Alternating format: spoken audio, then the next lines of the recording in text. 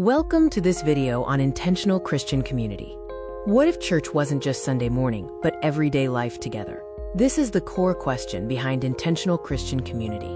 Early Christians shared meals, possessions, and prayer.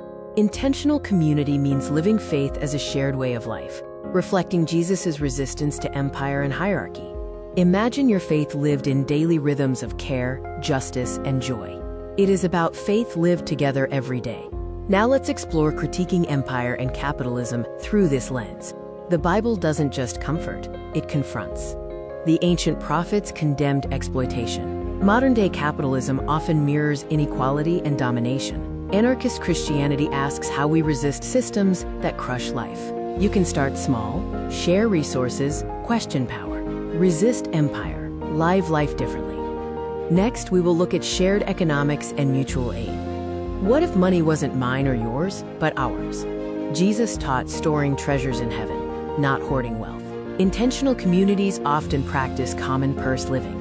Mutual aid means meeting needs together, embodying God's abundance. God's economy is one of abundance for all. Let's discuss decision-making without domination. Community isn't about control, it's about consent. Consensus and horizontal leadership reflect Jesus' call to servanthood. Reconciliation is central, and restorative justice heals relationships instead of punishing. Try practicing consensus in one group decision today. Consensus builds trust. We now turn to spiritual rhythms and worship. Sabbath is resistance. Worship is liberation. Sabbath breaks the cycle of endless productivity.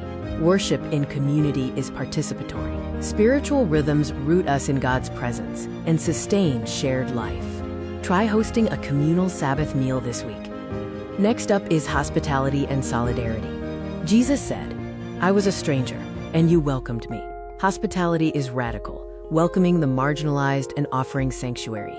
Solidarity means standing shoulder to shoulder with those excluded. Communities become signs of God's kingdom when they open their doors. Try planning one act of hospitality together. Hospitality is holy. Our focus shifts to ecology and sustainability. Creation isn't a backdrop, it's our shared home. Genesis calls us to steward creation. Permaculture and regenerative living embody hope. Communities can live lightly, sustainably, and joyfully. Try starting a shared eco-project, like a garden or compost.